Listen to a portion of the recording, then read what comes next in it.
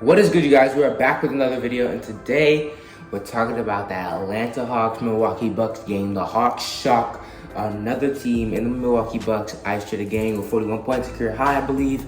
And man, was this another exciting game. It feels like while I'm in Jamaica, there hasn't been a boring game for real. Like maybe I just have to stay here, because as soon as I go home, there's at least one a night, one blowout. It's just all been game winners. The Kevin Durant one, DeAndre Ayton tip-in, Trae Young just having this nice close game, you know what I'm saying? It's been a lot of really fun games while I've been in Jamaica, and I've loved covering them here. And when I get back tomorrow will be at the regular place, regular setup, me shooting the basketball before I start the video, all that. But I'm glad I was able to get all these videos out for y'all in Jamaica. But let's talk about the game, man. Trae Young was just so very special and so important in that first half. He didn't have that one role player to go along with him in the first half. I don't think that, not that one role player that was really helping him, like the one like Kevin Huerter or something like that. It was really him. It was another carry job. He thanked Kevin Huerter for helping him a lot and supporting him last game. And this game, especially in the first half, he told his teammates, I got it. Pick and roll was insane. Passing was insane. The shot, the floater, everything felt like it was on, and he was blasting Jrue Holiday. Very cocky guy, making sure Jrue Holiday knew that he was blasting him. With that little shimmy three before he shot it, he just got the swag, man. And then off the backboard, that's mean. John Collins, speaking of which, John Collins was big today. Big double-double, hit an insanely big corner three at the end of the game to really give them that nice little cushion.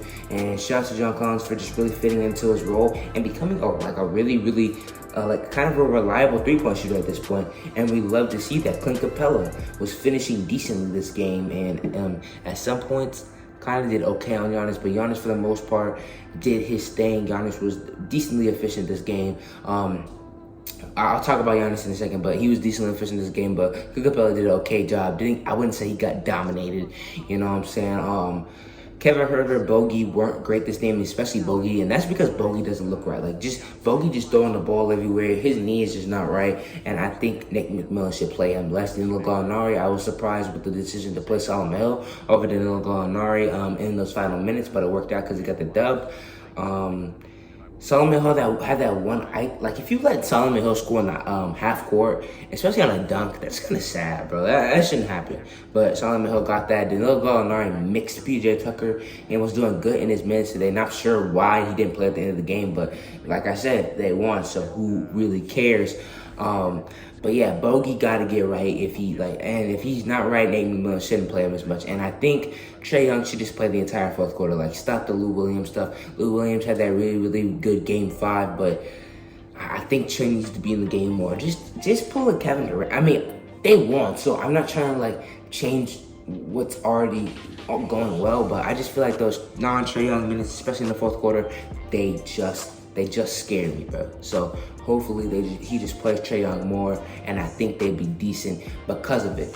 But let's talk about the Milwaukee Bucks now, man. The Milwaukee Bucks, a good game. I don't think they played bad, in my opinion. They were playing good, playing confident, playing smart. Giannis wasn't taking too many stupid shots, just really getting to the paint. Giannis had a good game, won't lie. Jrue Holiday had a great game, especially with those nice catch-and-shoot threes. But Chris Middleton was the one that was kind of struggling, and in my opinion, my thought process is if Giannis is being who he is and is being at least decent for Giannis standards, and either Jrue Holiday or Chris Middleton is doing good, they should win most games because that's just enough. But I think everybody around them just didn't play as good today. PJ Tucker's defense wasn't as prominent. You know what I'm saying? Brook Lopez had an okay first half. Bobby Portis did decent in his minutes. Pat Connaughton had a big rebound, a really big offensive rebound, but then saw the game at the end with that. I don't know. Even if Pat Connaughton open, I don't think Pat Connaughton should ever be your last shot. And I say that, and then I'm like, but you can't make your role player scared of shooting, so you can't do that. You can't scare them away or push them away from shooting that shot. So Pat Connaughton always has to shoot that shot, but him shooting the last shot just doesn't seem right to me, and him airballing probably took away some of his confidence. Although he had a decent game, especially defensively, especially with that big off the rebound. Stats-wise, not very much. But I feel Bud found something today, and what Bud found, and was that you just have to go small ball at the end of the game, man. Small ball, Giannis at 5, haven't seen that too much, and I love to see it. Pick and roll was insane. It felt like it was a matchup of pick and rolls at the end of the game. Giannis was a great roller in the fourth, and that's exactly what I've been looking for. So I'm not really worried about the Bucks in this series. I still think it's Bucks in 6, in my opinion, although I am not counting out the Hawks whatsoever. I'm rooting for the Hawks. I just think rationally, and this may come back to bite me, but just rationally, I think the Bucks are just gonna win. And I may be wrong, and I'm not gonna be surprised if I'm wrong, but that's just how I'm thinking. But I'm most definitely rooting for the Atlanta Hawks to pull this out because I love Trae Young, 2018 draft class guy with Luka Doncic. I'm rooting for both of those guys because I'm a Mavs fan, so I'm really rooting for him. I like Kevin Huerter. John Collins was really big. I like all those young guys, so I want them to win. But in my rationale mind, I'm like, the Bucks are most likely going to win this, but I hope the Hawks do. Let's talk about some more of these players. Jrue Holiday. I tweeted something, and I was like, offense beats defense these days. Like, it doesn't matter. Like, all NBA caliber offensive player, Trae Young, and an all NBA first team defender in Jrue Holiday. They go up against each other, and Trae Young, in the first half especially, for real, dominated. Like, honestly, he dominated. And besides Ben Simmons, which he did a pretty decent job on last series, who is a better defender for Trae Young? Jrue Holiday is that dude that if you watch All the Smoke, it seems like every single time somebody, most underrated defender, the most underrated player in the league and the best defender in the league. Seems like every single guest said that about Jrue Holiday. Jrue Holiday is respected in this league and a really good defender. And Trae Young really carved bro up in that first half. And that just shows me that these days, offense is just better than defense. You can't do anything about that. You can't blame Jrue Holiday. Trae Young is just an insane, magical offensive player. So that's my thing with this defense stuff and saying, oh yeah, Jrue Holiday, like, people are like, oh yeah, Ben Simmons, he gonna lock him up. Matisse, he gonna lock him up. That Knicks defense, great.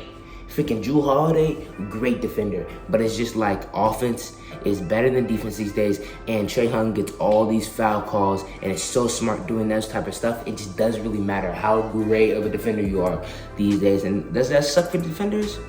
Kind of. But it's just the fact. It's really just the fact. But Jrue Holiday had a great game offensively. I think he was the leading scorer, had a lot of big threes, and shot efficiently from the three-point line as well. Kind of getting his mojo back. Didn't have he had a pretty bad series against the Nets. Kind of getting his mojo back. Good game one. I don't think the Bucks are losing any confidence with this game, to be honest with you. I just think the Hawks played a really good game, and the Hawks can honestly play better too because I don't think a role player played great this game. You know what I'm saying? Clint Capella was finishing his shots, and John Collins was getting those boards and just being a really good player. But usually one of the other guards or Gallinari is getting going. You know what I'm saying? Usually there's another decent shot creator. And I think Danilo was that at times. Kevin Huerter didn't have a good game. Bogey didn't have a good game. Lou didn't have a good game. But I think one of them will get going, and the Hawks have a really good chance to win the series. But I'm still picking the Bucks. Like I said, that may bite me. But yeah, man, that's all I got for you guys today. If you guys have content, go ahead and like and sub all the videos if you haven't already. See you guys next time.